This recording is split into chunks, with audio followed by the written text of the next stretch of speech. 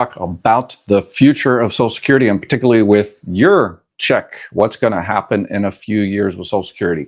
If you're new to my channel, my name is Ed Weir. I ran the third busiest Social Security Administration office in the country. And in my semi-retirement, I'm using all that experience to make sure you, your friends, family get everything you're entitled to from Social Security, retirement, disability, survivor benefits. Make sure your check is correct. Make sure that in the future, when all of these policy changes and the solvency and the trust fund and the new political administration, all of that, all those changes, I make you aware of it to make sure you're getting every dime you possibly can now and in the future. And if you're about to file, let's make sure you're making the right decision, because Social Security is definitely not forgiving. If you make the wrong decision, you'll going to lose money for the rest of your life. So let's make sure you make the right decision.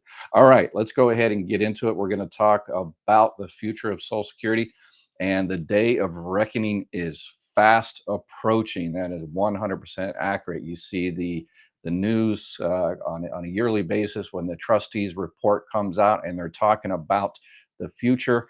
And the future is coming up very, very quick. 9 years, anywhere from it changes anywhere from 8, 9, 10 years, kind of goes back 1 year, and then 2023, 2024. And for the young people out there, 9 years, that's 100 years in the future. You don't think about that, but when you get to my age, then 9 years is a drop in a bucket. Was it 9 years ago? Leonardo DiCaprio and The Reverend, and I think the first Mad Max movie came out 9 years ago, so it wasn't long ago. And 9 years in the future, we're looking at some benefit cuts if we don't do anything. So again, it switches back from 2023 or 2033, 2034, 2035, and we've got two trust funds, and this is what we're looking at some type of cut.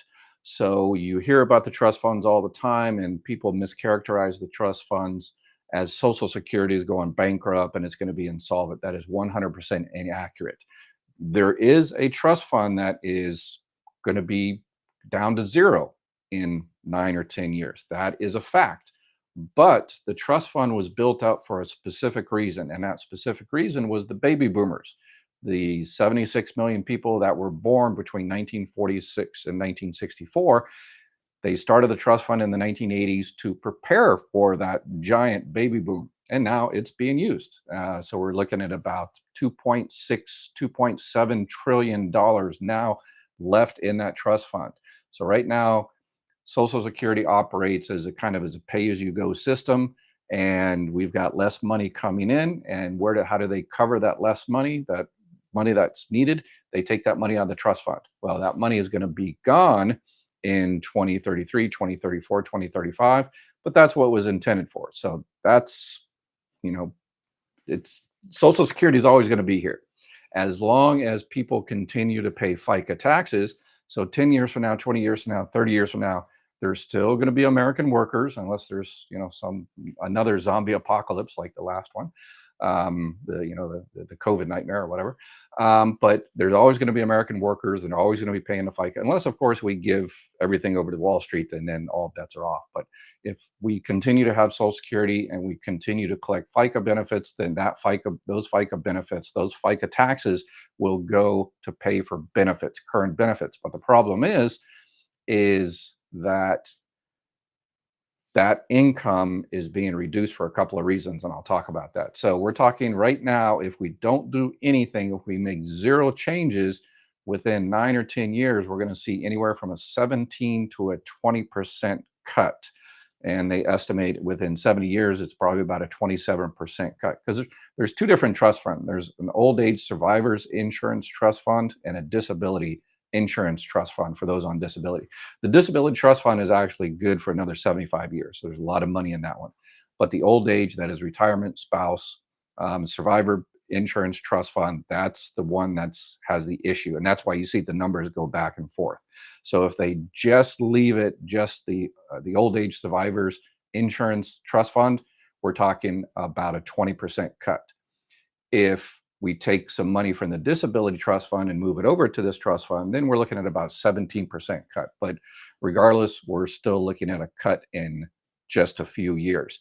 And why is that? Again, less workers. So we have less FICA taxes being paid in because there's less workers. You got that big baby boomers. So there's just less workers. And a lot of the money that used to be subject to FICA taxes is no longer subject to FICA taxes, because what a lot of people don't realize is that if you make over $168,600 this year, you don't pay FICA taxes anymore. So probably 99% of you people watching right now, you pay FICA taxes on all your income. For you 1% out there that make $1 million, you pay probably less than 1% of your income in FICA taxes, because after 168,600, you don't have to pay FICA taxes anymore. So congratulations to you. That's the problem. A lot of the income in America is going to millionaires and billionaires who don't pay FICA taxes, and therefore we're going to be cut. And so that's the issue that we need to address. And this is probably, over this next administration, this is probably the last chance we'll get to make a good decision. Once we get closer to, 9 years, 8 years from now, then it's an emergency situation, and as usual, the politicians always like to use emergencies to do something that we would never imagine in normal circumstances, like raise the retirement age to 80 years old, or and just say, hey, we need more money, so we'll increase your FICA taxes by double. We're still not going to charge the millionaires because they fund our campaigns. So this is the next administration. I don't care who you vote for. The next administration is the administration that we need to get to solve this. So do your thing. All right. So this is a live Q&A as well. So if you're, I'm going to be, this is pretty much it for the future solvency thing. I am now going to open the floor up. We've got a lot of questions on all things Social Security. This doesn't necessarily have to be about the future of Social Security, but this is where I help people make sure they're getting everything they are entitled to. So I got a bunch of questions already, so let's jump into it. And I'll answer questions for about another 50 minutes or so. So if you got any questions, make sure you join. If you're going to be leaving us, make sure you subscribe, and that's the way you can find us in the future if you or your friends have any questions. All right, Tracy. I'm 62 on survivor benefits. If I sell my house for a profit, will the profit affect my SSI amount? Yes, 100% if you're receiving SSI. But you probably don't mean SSI. SSI is the welfare-based program. That money doesn't come out of the trust fund. SSI is a program the Social Security Administration took over 50 years ago, not Social Security that began in 1935. SSI is a welfare-based program. So if you mean SSI, you're receiving welfare, and any money you get coming in the house, yes, 100% will offset your SSI. But you don't mean SSI, you mean survivor benefits. And if you just mean survivor benefits, then no, a sale of a house has no effect on your survivor benefits at all. And you're not receiving Medicare. If you're receiving Medicare and you had some capital gains, that might increase your Part B premium, but you're just receiving survivor benefits and you're 62. So nope, not at all. And she says, darn, 63, I mean, yep, still the same answer. All right. Taking Took is always looking out for the community there. Please ever remember to like. Yes. That way the video gets out to more people and we can help more people. Hello, Dr. Ed. I am 60 and my husband left me after 35 years of marriage. Wow. I have TRICARE, half his military pension, and had to go back to work since I assumed our mortgage. Looks like a second part of this question here. Does my pension count as income when starting to receive Social Security? No, it does not. So your military pension from the military, or your spouse being in the military, is not included in the annual earnings limit, that $22,320, because if you're going to be receiving survivor benefits at 60, which sounds like he is still alive and kicking out there, you can collect benefits. You file for benefits on your own record at 62, and then you can file for benefits on his record, spouse benefits on his record, and the military pension does not affect anything at all. All right. For a DAC to collect on a deceased parent's benefit, if still living with the other parent who is working, will total household income cause a reduction for DAC recipient? No. A disabled adult child is just basically disability for a child that was disabled before the age of 22, and it's not SSI. There is no, means tested system in a disabled adult child. Um, if you work yourself and have income from your work, then, because Social Security defines disability as the inability to work, then, that will affect it. But no, if you've got other income or anything like that, nope, no problem whatsoever. And if DAC moves to a group home, does the group home total income also have a require reduction? Nope, no reduction whatsoever. You're just on regular disability. The only thing that affects disability is your work. So if you hit the lottery and get $20 million, first of all, make sure you buy me a beer, and then go enjoy your $20 million. It doesn't affect your disability benefits at all. But if you go working and make $20 million, then yeah, they're going to stop your disability benefits. But yeah. All right, let's see here. Sherry, thank you for being here for all. Yeah, you're welcome. I just turned 60 and was married to ex. First time 12 years, second 8 years ago. He committed suicide. Wow. And he was on disability. How much of his Social Security do I get? You get probably about 71.5% of his benefit amount. The survivor benefits, the calculations are a lot of moving parts. How old you are, how old the person was when they were receiving benefits, if they were receiving benefits, were they receiving delayed retirement credits? A lot of different variables there. But yeah, if you're 60, you were married to the person for 10 years, so that qualifies you as entitled to those benefits. So I would, you're still limited to the amount of work you can do. This year again, the $22,320. So if you're staying under that or pretty close to that, then I would definitely call Social Security and check out the numbers. And because you can't, what people do is go ahead and file for survivor benefits. You can't file for benefits on your own record because you're not 62, but even when you reach 62, you might not want to touch your own and let your benefits increase until you hit your full retirement age, or until hit 70, because you get those delayed retirement credits. So I would absolutely call Social Security and start the surviving benefits process. And if you got any more questions during the process, come on back. Another card looks like in a follow-up here. Is there anything else I can do to help me besides work part-time or make under 20,000 on my own? Trying to contribute to my own. There you go. Wow, look at it. You're going down the right streets on everything. Yeah, you can collect the survivor benefits, work, stay under the 22,320, and then don't touch yours and let your own increase until you're 70 years old. Yep, you're doing everything right. Cindy, I'm about to turn 67, plan to take my Social Security in January. I was told by Social Security that my ex had a pension, which I was not aware of, while we were married, and that I don't get anything off of his record. So he had a pension outside of Social Security. Yeah, I noticed that when I've taken hundreds of thousands of Social Security claims in my life, and sometimes I'm not sure how the interface works, but sometimes a little alert pops up that this person might have a pension somewhere out there. And I usually tell people, and it's, hey, did you know you have a pension out there from someplace? It didn't give real details. And then people would call up and oh yeah, I think I worked for the Carpenters Union for like 5 years when I was in the 20s. And they call up, oh yeah, you've got a pension, $100 a month, but hey, $100 is a month, $100 a month. So I don't know if that's what you're talking about, but in terms of Social Security, so you don't get anything off his record. So that basically means that your benefit amount is twice half of his, because in order to get spouse benefits, your benefits, you get up to half of that person's benefit, but your benefit has to be that person's benefit has to be twice yours. And it sounds like it's not twice your full benefit amount. So you're not going to be able to get any benefits now. However, that changes when that person kicks off their mortal coil, and survivor benefits get up to 100%. So keep that in your head. A lot of people out there are not getting the benefits they're entitled to because they're told exactly like you can't get money off your ex, and they think can't get money off my ex forever.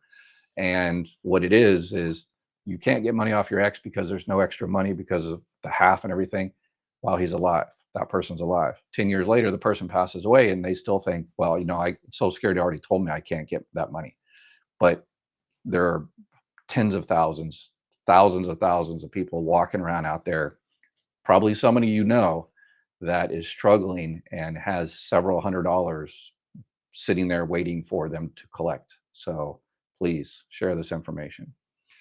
Although he had a pension, he also had other jobs where I know he didn't have a pension. I don't qualify for it. Yeah. So, all right. So that's, let's see here. Thank you for taking the time to help. I was a housewife for most of my marriage since husband was in the military, and I would be lost without your advice and channels like, yeah, I appreciate it.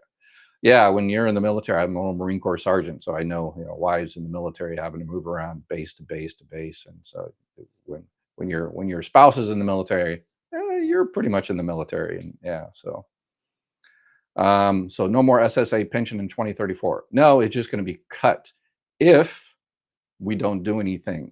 If we just sit on our hands and wait for the politicians to do something, well, you know what they're going to do. They're going to serve the people that pay for their campaigns, and which includes, giving the money to Wall Street and then privatizing Social Security. That's what, the Wall Street has been wanting for decades. And yeah, so if we don't do anything, then we're going to get a 17 to 20% cut. But all right.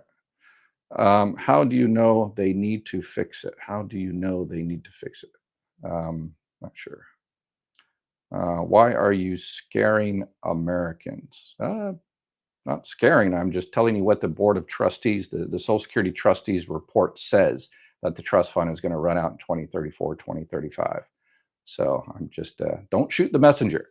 It sounds like the fight taxes are going to have to be, the FICA taxes, yeah, are going to have to be raised, and Social Security tax coming out of everybody's check, meaning the people that are working, it probably would be only mean a few dollars store.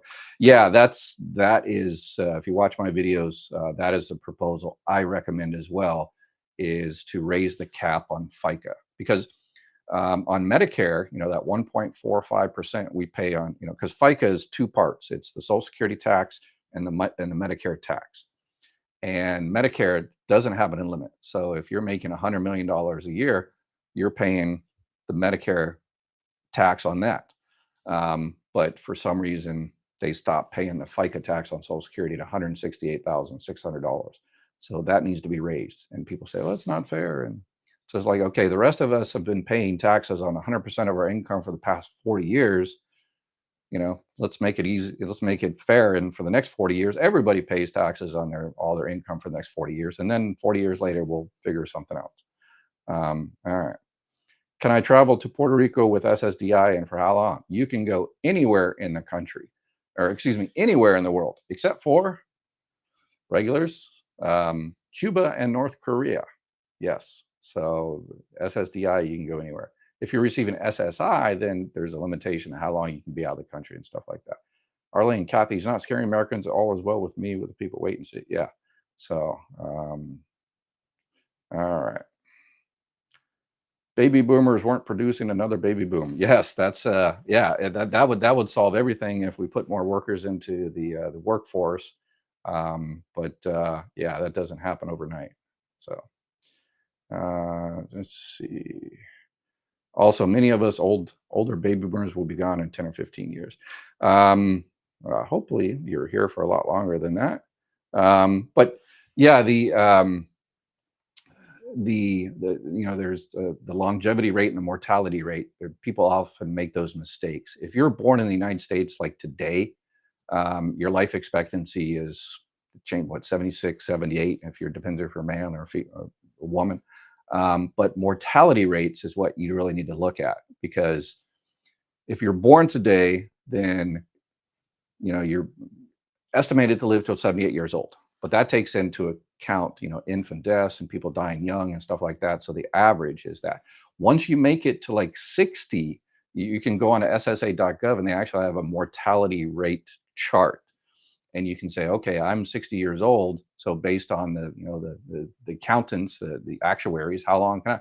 And then it's another 5, 6, 7 years. So you're looking at about 80, 85, 86, 85, 86 or something like that.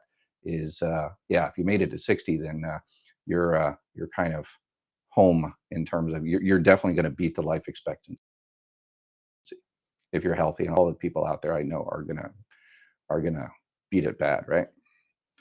The solution seems so obvious. Raise the cap. I agree with you 100%. Why don't millionaires pay FICA tax? Yeah, that's what I've been trying to ask myself forever. Yes. Yeah, they just pay it on the first $168,600, just like everybody else. But after $168,600, they don't pay that anymore. So, and that's the issue. Since when the trust fund was started in the 80s, 83, 84, 90% of income was subject to the FICA tax. Now that has been reduced by it's about 10%, and that's the issue. So if we bring it up, if we make 90% of income throughout the United States subject to FICA tax, then we're good for many more decades. So seems like they need to go after the millionaires for more taxes to make sure they have enough money for the future. Yep. Again, that's not okay. Should have removed the FICA cap years ago. Yep. Let's see. A lot of the income in America is also not being claimed. I deliver groceries for Walmart, and everybody I know talks about how they fake deductions so they don't have to pay the tax. Yeah, that's another issue. Is there's because people that are very rich, they don't even make wages. They just have their assets, and they borrow money from banks based on those assets, and they just pay interest, which they get very, very good interest. So they pay like 1 or 2%, and they don't have to pay taxes on any of it because they haven't taken anything. So there are proposals out there to change that. It seems like if you're working, that's the worst thing you can do is actually work for a living. FICA taxes need to be raised. On the 1% is paying absolutely hardly nothing. Yes. Let's see. I agree. So it sounds like everybody's pretty much on the same page. And now that we just need to go out there and poke our politicians with a sharp stick and make sure they do what we want them to do. Yeah. In this proposal, I think what Bernie Sanders did if you might like or hate him, whatever the case may be, but he did a poll recently and on stuff like this, and vast majority, I think it was like over 70%, 80% were in favor of this. So we just need to make sure politicians, if the reason politicians is because the people that support them are not in favor of this. So anyway, if my husband was on disability, Social Security, does this affect me as a widow? No, it does not. Well, actually, it will. It's a part of the variable that determines your survivor benefit. So it actually is beneficial to you in the sense of if he had taken his Social Security benefits early, you would get less. But he didn't take it early. Um, Even if he took his benefits, his disability at 55, taking disability is not considered taking it early. If he took it as a retirement early, then your benefits would be reduced. So no, it doesn't really affect you negatively. Nope, not at all. Nadine, if I applied for disability, can I apply for my survivor benefits also, or should I wait for survivor or just stay on disability? Yes, Nadine, this is again, another thing that so many people out there are losing money on. Um, you can get both. So if you have survivor benefits available to you, number one is survivor benefits. If you're between the ages of 50 and 60, you can actually get disability benefits from your deceased spouse. There's certain limitations, but it's called disabled widows benefits. But if you're getting disability based on your own record, and you're also entitled to survivor benefits, you can go ahead and get disability benefits and then eventually get Medicare after 2 years of being on disability. And if there's survivor benefits, if there's more money there in that the deceased spouse's benefit amount is more than your disability amount, then you'll get that difference. So if you're getting disability benefits of $1,200 and the survivor benefits is $1,500, you'll continue to get your $1,200 from disability, and you'll get another $300 from your survivor benefits for a total of $1,500. So there's that. But there's also the reduction. If you start your survivor benefits at 60, then you're not going to get the full 100%. It's going to be reduced by about 30%. So The next administration and the one after, I hold no confidence that either will do anything to reform. Yeah, I mean, I guess it really depends on us. They've made a bunch of both parties have made promises that they're going to protect Social Security. Um, but now we just need to, but political promises. But we can't just sit on our hands and say, okay, well, politicians are politicians, so forget it. Yeah, that's never, that's what they want us to do. How can they conceivably their income lower Social Security on people in their late 70s with no ability to supplement their income in their advanced years? Yeah, I agree. People that start their benefits now and then, at 62, and then when they turn 70 years old, they're going to get a 17 to 20% cut in their benefits if we don't do anything. So I'm not trying to scare people, but I'm telling you the reality. And none of that is going to happen if y'all go out there and make sure it doesn't happen. And I'm with everybody else here. They need to raise the cap. That is the number one solution, the easiest solution to solve most of the problem. And people would say, well, it's not going to solve 100% of the problem, so therefore we shouldn't do it. It's like, you know, don't let the perfect be the enemy of the good. I would love to have, 80% more hair. I could deal with having 20%, losing that 20%, but 80% more hair was always better than, anyway, but that's just a personal thing. Just Jeff, good afternoon, Dr. Ed. Thank you for all you do. You're amazing. Please, community, hit those. Oh, yes, please, hit those like buttons and all that good stuff. Thank you. Thank you, Just Jeff. What is the most important thing to know about a telephone disability ALJ hearing? To be 100% honest and don't be shy. Don't try to, stiff upper lip and all that kind of good stuff. Tell the administrative law judge. So basically, what K Wolf here is um, filed for disability, denied at the first level, filed the reconsideration, denied at the reconsideration. Now, after what, a year, 18 months, has an appointment with an administrative law judge. And so, yeah, just the judge is looking for why you were not able to work.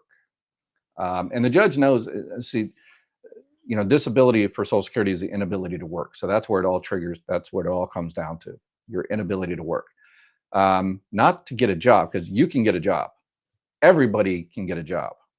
Whether they can keep it for more than an hour or a day or a week or a month or something like that, that's the issue. So if you're, completely bedridden, you can get a job online doing X, Y, or Z. But, you know, whether you can keep it for more than an hour a day or something like that, that's the issue. So don't, kind of approach it in that, oh yeah, I can get a job, yes, but I just can't keep it. I take this medication, it makes me go to the bathroom 20 hours, 20 times a day. Nobody's going to, keep you around if you can't stay at your desk and stuff like that. So that's what you need to convey to the person truthfully, because they have all your medical records right there.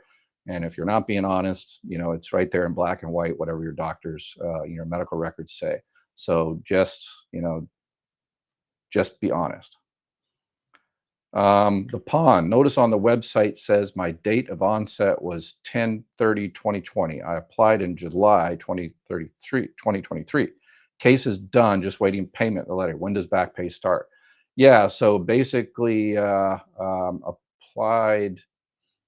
So yeah, looks like they adjudicated your claim, and so that's good. But it depends on what level. If it's the initial level, it shouldn't take that long. If it's like the previous person, it was at the administrative law judge, then there's a bunch of other stuff that has to be done in terms of doing your back pay.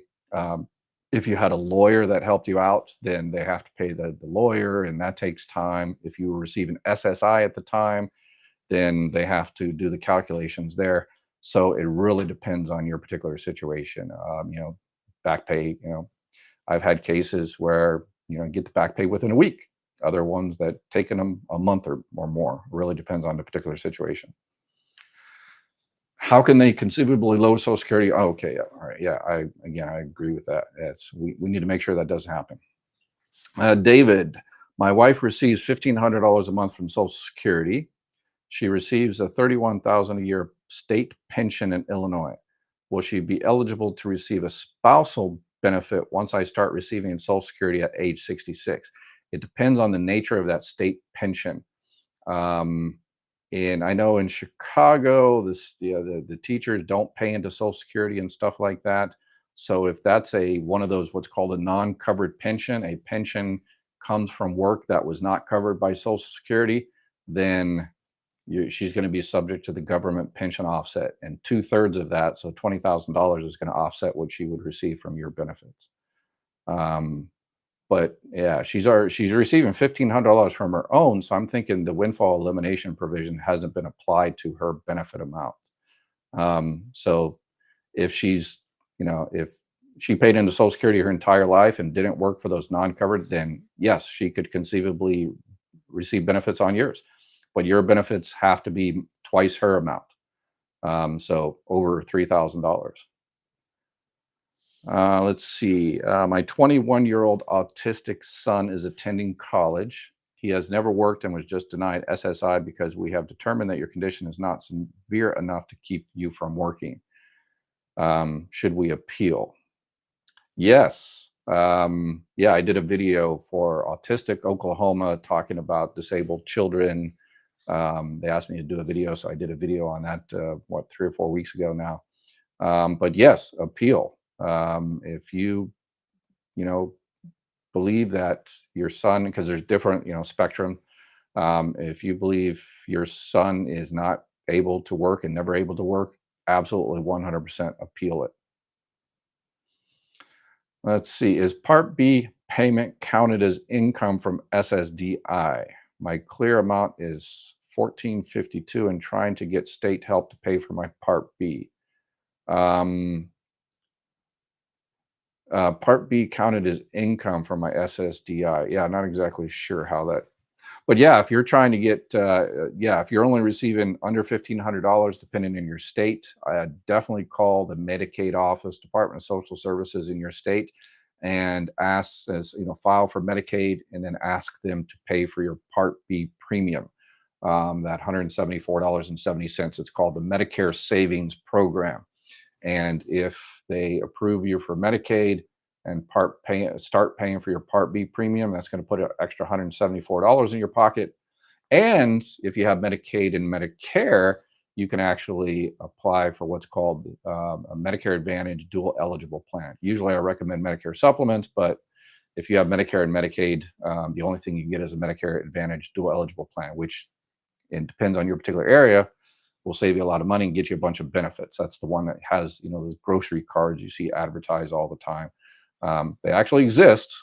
They're not scams. The way they're advertised is kind of scammy, but they just might be available in your particular area. So I've put together a team that can help you out. So just click that, email me, call, whatever, and say, hey, Ed, I'm going to get Medicaid soon, or I just got Medicaid, or I just got Medicare. I need to get in Medicare.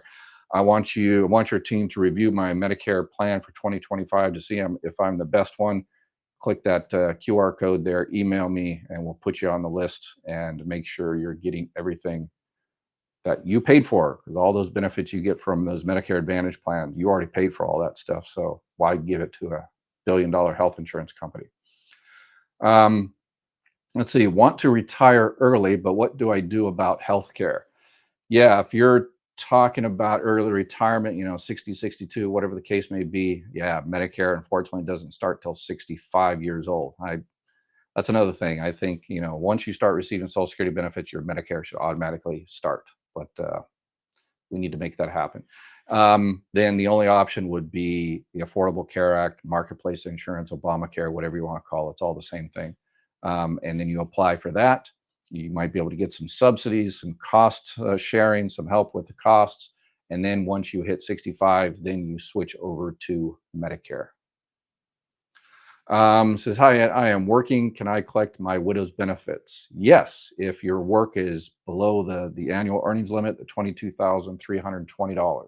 If it's under that, then you can collect your full survivor benefits. If you're a little bit over, they'll just hold back, 1 or 2, months, or just, because they hold back $1 for every $2 you go over. Another question: if you keep working at 62 and make 23,000, does that 23,000 replace a lower number in the last 35 years? Yes, conceivably, if that is one of your higher benefit years. Yes, that happens for the rest of your life.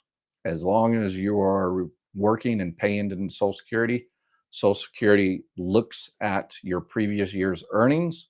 And if it's one of your high 35 years, then they kick out one of the low ones, stick the new one in, recalculate, and increase your benefits every year. So you could conceivably get two increases every year: your COLA increase, cost of living allowance increase, and an increase based on your new work. Let's see, Amy, I'm on SSDI. I own a condo. Do I have to file a tax return? Yeah, I just did a video yesterday on taxes. You can actually go onto the IRS website and type in, they've got a little tool that you can run through, and it tells you, do I have to file for taxes? And it'll tell you whether you have to file for federal taxes. So some people, they, oh, I checked the IRS, and based on my income and everything, I don't even have to file for taxes. But then the state has other plans. So maybe you have to file for state taxes. If I get a job, would it affect my son's full disability?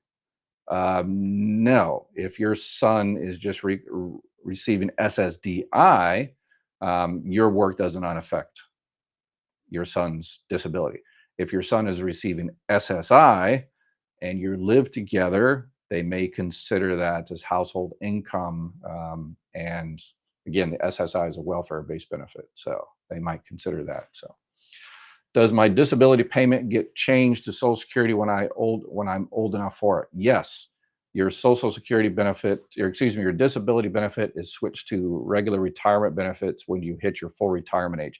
The benefit amount stays the same and everything like that. There's, payment date stays the same. So a lot of people don't even recognize it. I get people on this live and call me all the time and says, yeah, I'm 80 years old and receiving disability. Actually, your disability stopped 15 years ago. That gives you an idea how many people notice. All right. Layla, I was told no matter what, when you apply for SSDI, you'll need a lawyer. What happens if you cannot afford a lawyer, and what portion of your settlement they usually ask for? Yeah, that's incorrect. You do not need a lawyer. If you want a lawyer, go for it. But if you watch my videos, I recommend for the first two stages, you don't really need a lawyer. You can get one if you want, because you're going to have to pay for it. But you don't pay for it if you don't win. Like this year, if you win, they can take 25% up to $7,200. So if you want to pay some lawyer $7,000 to do what you can do, then go for it. But I don't. Yeah, I've taken hundreds of thousands of disability claims, and there's only certain answers to the questions. If you file online, you answer the questions. If you call and schedule an appointment, you answer the questions. How tall are you? Where did you work? What's your disability? And if you want to pay a lawyer to ask you those questions, then go for it. However, the third stage, the administrative law stage, when you actually go see a judge, yes, I highly, highly, highly recommend you get a lawyer at that time. But the first two stages are relatively easy. And so, yeah, why waste money? So if you want one, go for it. But, more power to you. The system is so broken, we should not have income limits if drawing early Social Security. So wrong. Yeah, that's been since 1935, because Social Security benefits, retirement benefits, were supposed to replace your income. So kind of relatively arbitrarily, they chose the year, your age 65. And so anything before 65, it's supposed to replace your income. But if you're currently working, it's not replacing your income. That's why they have the limits. So there's that. Did I understand right? Can I file under my ex's Social Security when he reaches 62, even if he does not file himself? Yes, that is called independently entitled divorced spouse benefits. So if you are 62 and you go ahead and file for benefits on your own record, and then if you're entitled to spouse benefits, and those benefits again are more than half of yours, then you can file for benefits on that person's record, even if they haven't filed yet, as long as they're 62. The problem is that when you go in the Social Security offices and you talk to those people at the front windows, they're generalists. So quite often they've been sending people away and says, no, you can't file until your ex files. 100% incorrect. So I just posted the reference So when you go down there, take that reference, print that reference off, or write the reference number down there. And when you go down to Social Security and they tell you that incorrect information, then you hand them that and you say, number one, I want my money. Number two, you need a little bit more training. So there's that. Yeah, Social Security is way, way, way understaffed. Can a person work on the SSI program through the same work trial 9-month program? Are those as SSDI? No, SSI has different parameters, regulations, and everything for working. And let me go ahead and pop up. I did 2 videos on that. So go through my videos. I've got over close to 800 videos now. But check out those 2 videos, particularly the one at the bottom, SSI and working. It goes in all the gory details about receiving SSI and working. And if you're receiving SSDI, then the top one is for you. All right. Let's see. Arlene, thank you for your service, Dr. Weir. I appreciate it. Thank you. Do you get retroactive survivor benefits if you don't claim it at the time your ex-spouse died? It really depends. Yeah, protective filing is like one of the big secrets of Social Security. A lot of people don't know about it and they lose a lot of money. I've found $30,000 plus for people that didn't know was available. So if within a certain amount of time, they can do kind of retroactive benefits, 1 month or 2 months or something like that. If you called them, 2 or 3 or 4, 5 months ago, let's say you called them 5 months ago and you set up an appointment or called them about survivor benefits, then you might be protected for that particular month. So you can go back and say, hey, I called you all, or I tried to call you all 5 months ago, but you didn't answer the phone. And I came down here and you were closed for some reason or whatever the case may be. And I would have filed at that time, but y'all dropped the ball. So if that's the case, they can go back and get you that retroactive money. Claris, I receive SSDI currently, and I'll turn 62 years old in January. Will my SSDI convert over to retirement at 62 or 67? 67. And is it automatic or do I need to do my part? Thank you for the information. Nope, it is 100% automatic and it'll happen at your full retirement age. So you were born 1960 or after, so your full retirement age is 67. So you don't need to do anything except for when you're receiving disability, there's few times that you need to check on things. When you turn 60, are you entitled to any survivor benefits out there that you can add on top of your disability benefits? Anybody they were married to that passed away. You're 62 now. Are you entitled to spouse benefits? Is your current spouse receiving Social Security benefits? Do you have a divorced spouse that's receiving Social Security benefits? Or as 62, let's see if you're entitled to any benefits there. Once you turn 65, you have a golden opportunity to get a Medicare supplement plan. Those plan N and G. In most states, you're not able to get that if you're under 65. But when you turn 65, you can get one of those rather than a Medicare Advantage if that's what you choose. And then obviously when you turn your full retirement age and your benefits switch over to retirement benefits, now no more CDRs, the continuing disability reviews, no more work limitations. You are completely free to do whatever you want. Social Security doesn't care. So go on with your life.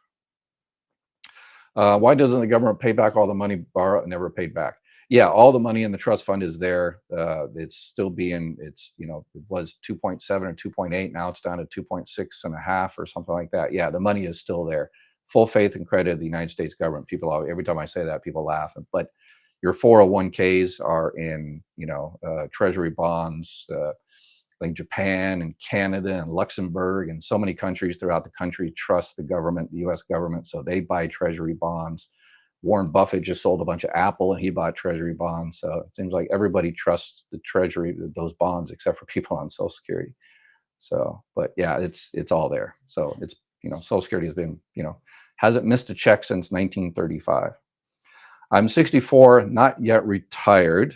My ex currently gets less in Social Security month than I would if I retired tomorrow. When he passed away, I have not retired at that time. Can I collect survivor benefits on his record?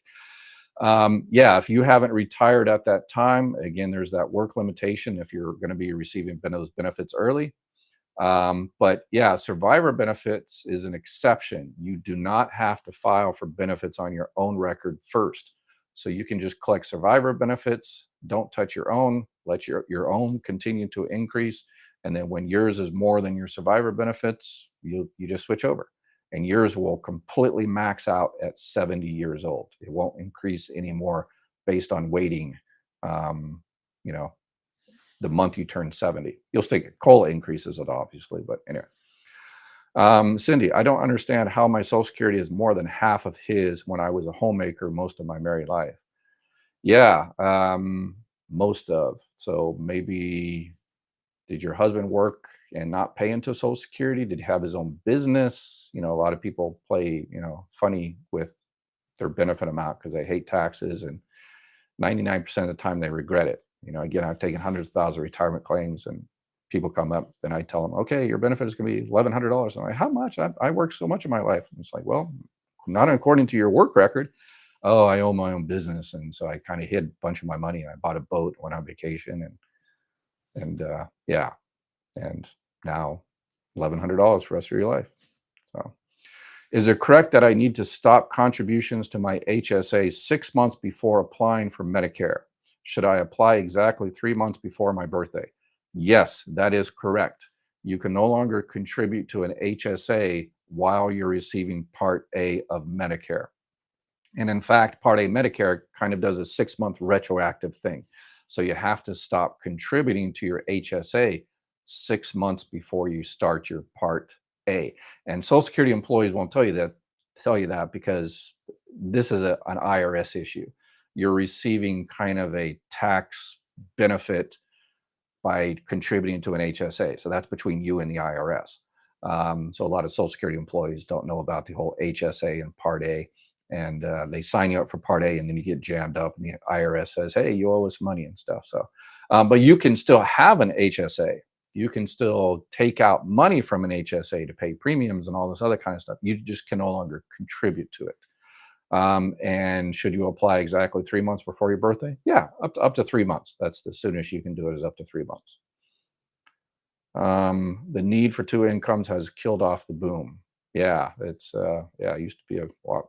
Yeah. So my friend's daughter moved to Puerto Rico on her SSDI and still collects her full benefit. It is a U.S. territory. Yep, no problem whatsoever. Anywhere but North Korea and Cuba. So if you're looking to enjoy those beautiful beaches in North Korea, then sorry. Should we means test Social Security benefits? Um, that is one proposal out there. I think the Republican Study Committee, that's the last one I saw, that said means tested, but it was means testing spouse benefits. So that's one option out there. Obviously, SSI is means tested because that's a means tested program, but you mean Social Security in terms of retirement, survivor, disability, and stuff like that.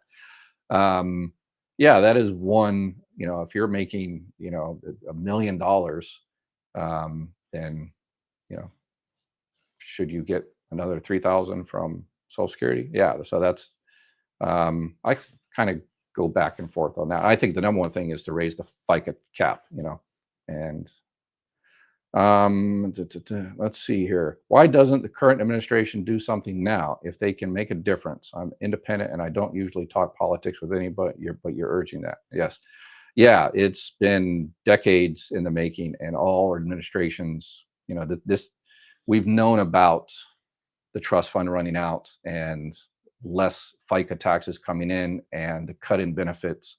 We've known about that for decades, but it's I would argue it's a conscious decision to take it to the brink, and that way terrible things. There's right now we have good options, but once we get down 5 years, 6 years, 7 years down, then we have our options are pretty much gone, and then we just have the worst possible options for us. It's the best possible options for the rich and powerful and the Wall Street, and the politicians that are bought and paid for by Wall Street.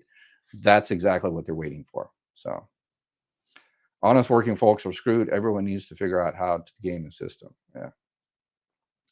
I don't know about gaming the system, but that's my job, is to make sure you're getting everything you're entitled to from Social Security, Medicare, and Medicaid, all the rest of it. So my new mission in my semi-retirement. If I go back to work to get more hours for active health insurance, are there any penalties to cancel Part B and go back up for Plan B when I active health insurance runs out? No, yeah. If you are receiving Part B and then you find a job and you work there for years and years and years and you have health insurance from current work and your employer has 20 or more employees, then you can cancel your Part B and then re-sign up for it later. And then you just have to prove that you did in fact have, health insurance during that time. Does the planning industry recommend taking Social Security at 62 because it benefits them or because it benefits me? Um, the planning, like the financial planning industry, yeah, it really depends on the particular people. But I always say it's, there's so many variables. Do you really need the money? Are you under the annual earnings limit? Is how's your health, the longevity in your family? Is it going to put you in a higher tax bracket? Is there kids that are going to be eligible for benefits if you retire early? If your spouse is going to be eligible for more benefits? There's so many moving parts. So I don't tell people, when they should take benefits until I ask them a whole bunch of questions. And then the most important thing is, which nobody knows, is when do you plan on kicking the bucket?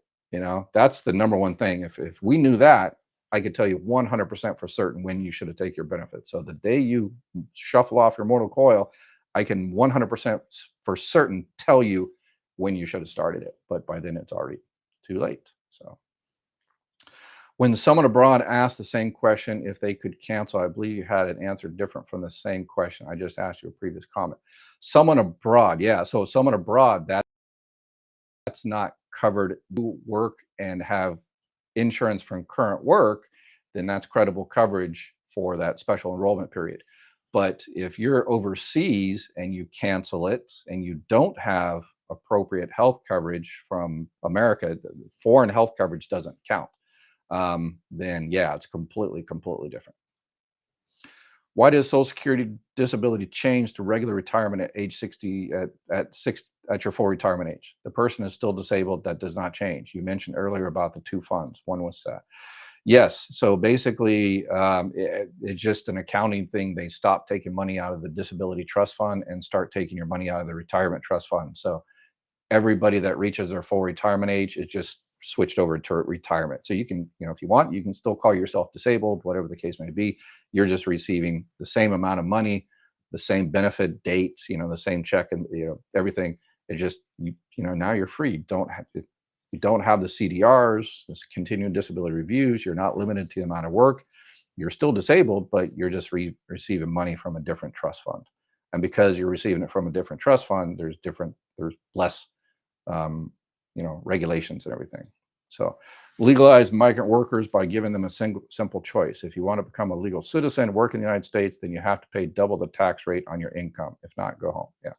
Yeah, it's interesting that people always say, illegal immigrants are a drain on the Social Security system, but illegal immigrants do not receive Social Security benefits. And people always say, well, they do in my state. Well, that's your state. I'm talking about Social Security benefits in terms of, retirement, survivor benefits, disability, even SSI. They have to be accepted to a particular legal immigration. They have to have their green card. And you might disagree and say, well, I don't think they should have that. Well, that's your disagreement. But Congress has said if you have this refugee status or whatever the case may be, then you're considered in this country legally. But in terms of illegal that have no green card, no legal status whatsoever, some of them get a fake Social Security number. They go down to the local SWAT meeting, get a fake Social Security number, and they go to work, and their employer is supposed to check that with Social Security to make sure that's actually theirs. But they want the worker, so they don't. So they just turn their head, and that illegal immigrant, undocumented immigrant, pays into Social Security and will never get that money back. So it's estimated that billions of dollars are being paid by people working illegal in this country. That's being donated to Social Security. That's good for us. It helps the trust fund, and they will never get that money back unless, in the future they do become legalized in some respect. but even then, they may never get that money back. So let's see. My husband passed away, but before he passed away, he has health insurance with GIHA, so that's the government employees health thing, which is part of FEHB because he continues his health insurance, and that's the health insurance I have too. Yeah, yeah. So federal employees health benefits. Sometimes people with that sign up for Part A, Part B as well. I would reach out to your employer. The if you're GIHA, you might be post office. There's a separate post office. I know health insurance, but yeah, each agency is a little bit different. I have 580 deducted from my Social Security check every month. I have a health trust of about 7,000 a month. I am 81 and take no meds. Can I get out of Medicare taking so much of my check? You can, but if you ever get back into it, anybody can cancel Part B. You can't cancel Part A if you're receiving benefits, but you can cancel Part B. You know, it's not mandatory, but as we used to say in the Marine Corps, nothing's mandatory, but the repercussions are go to the brig and push-ups and everything. But yeah, so you can, if you want, if you're adamant about, you're never use Medicare, you can cancel Part B, but you're not going to have that coverage and you'll lose your Medicare supplement plan or Medicare Advantage plan. You're like, okay, I don't care about that. But if you ever change your mind, something happens in the future, then you want to sign up for Part B, then you can only do it during the general enrollment period, January, February, March, and you will be penalized every month every 10% for every 12 months you do not have Part B. And if you're also going to be canceling Part D, the prescription drug plan, then you'll be penalized 1% for every month you do not have it. So since when do representatives represent their constituents? Yeah, I think somebody did some scholar did an analysis on that, on what the people think versus how politicians actually act. And yeah, let's say there was a lot of light between the two. So it's like the people want this, but politicians do something completely different. I wonder why that is. Everybody knows exactly why that is. So someone, I try to avoid calling names, but Medicare Advantage enrolled me, but said that I can go back to GIHA if I want to. Was I already okay with GIHA and Medicare? Yeah. Again, people on federal employees health benefits, some of them get, a Medicare Advantage plan because they want some extra benefits. And sometimes, it depends on your area, it might pay for part of your Part B and stuff. But yeah, you can go back. Yep, absolutely. They aren't even talking about this in the news cycle. How would anyone know about it? What can we do about it? Call all your three of your politicians, your House representative, the congressional person that represents your particular district, and the two senators that represent your state, and say, hey, what are you doing to solve the issue of a benefit check a cut coming soon? How are you going to make sure I receive 100% in 9 or 10 years?